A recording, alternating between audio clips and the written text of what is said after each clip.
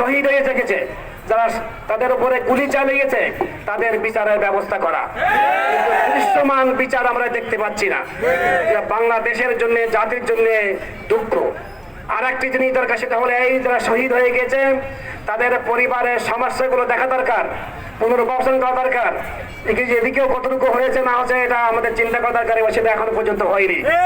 এবং যারা বিশেষ করে এই আন্দোলনে যোদ্ধা ছিল, অনেকে আহত হয়েছে, তাদের সুচিকিৎসার ব্যবস্থা এখনো করা হয়নি।